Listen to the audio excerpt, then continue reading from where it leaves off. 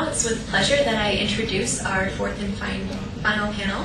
We have Mark Parkison, who will be our moderator. He's the director of the Democracy and Governance Program for USAID in Morocco. So Mark, I pass you the baton. Thank you. It's my great pleasure to be here today. I'll speak in English, I mean, because otherwise there are too many people from too many different languages, and I'll leave it to Ayoub to do a good job for me. Oh, hi, Ayoub. It's my great pleasure to be here today. I was asked by the organizers of the conference to help moderate this session.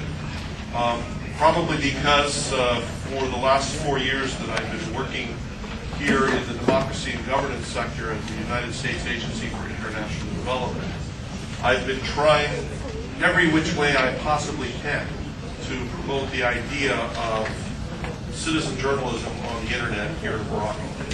I think our speakers will probably touch on this, but there's a tremendous opportunity that is presented by internet services in Morocco. They are extensive, they are fairly inexpensive. Even people who don't have a lot of money spend what little money they have in cyber cafes. And the more that we can get people to actually participate actively, interactively on the internet, putting forward their ideas, their comments, their suggestions, their observations about life, about politics, about society, I think we encourage a greater dialogue, one that really has not occurred in Morocco historically. I bring about 25 years of knowledge and relationship with Morocco. I was here the first time back in the days when it was even difficult to have a conversation on the street about society and politics.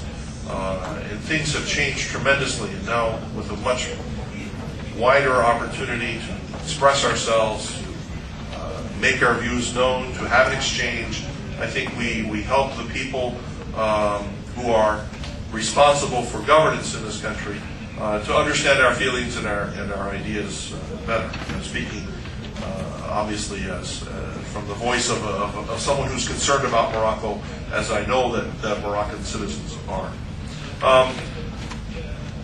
With the emergence of Web 2.0, the internet has become much more interactive. Web 1.0 was the idea where you had a static website, people read a static website, got information from it, and moved on. Web 2.0 is the concept that the internet is an interactive affair, where people who use the internet are using it both to receive and to publish. And that's the basic essence of what people are doing now through blogs, through webcasting, through the very famous types of things that have happened in Morocco, such as the sniper of the corrupt policeman taking the bribes. Things like this allow an opportunity for people all over the country to really get out and express themselves. But it's not happening. And maybe as we go through this conversation this morning or this afternoon, we can get some insight, your thoughts, the thoughts of our panel. What's really holding Moroccans back in using the internet to blog about these issues, to podcast about these issues, and to have a much more interactive discussion on political and social affairs in Morocco. We are very fortunate here today. You are very fortunate. I am very fortunate to have the foremost blogger and expert on Moroccan blogs here today.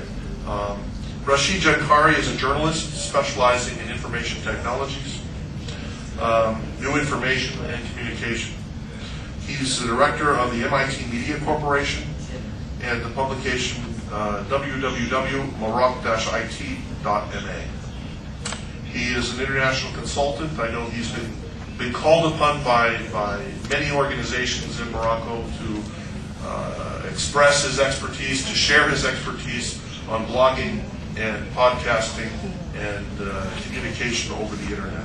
So without further ado, let's start with Rachid. Welcome.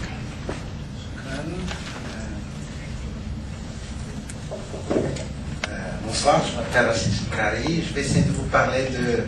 Je ne suis pas expert en blogging, mais plutôt je suis un pratiquant. Donc, je trouve avoir l'expertise en blogging, c'est un métier bizarre. Mais bon, je me définis plutôt comme un internaute pratiquant, du fait que je blogue.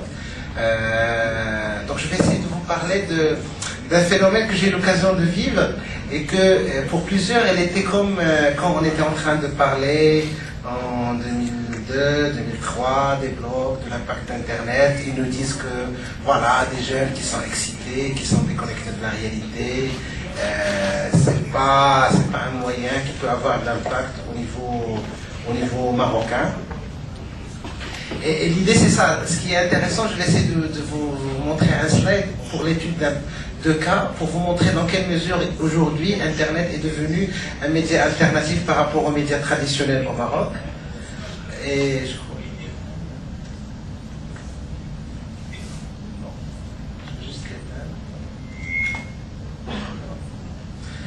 Donc, ce que je vais essayer de faire, c'est de vous présenter des éléments sur les technologies d'information, parce qu'aujourd'hui, on ne peut pas comprendre la dynamique d'utilisation des blogs sans savoir que c'est à cause d'abord de l'infrastructure, parce qu'au Maroc, il est parmi les pays les plus libéraux au niveau de l'infrastructure et tout ce qui est télécom, parce qu'on a des opérateurs, c'est un marché libéralisé, ce qui a permis une baisse très importante au niveau des prix.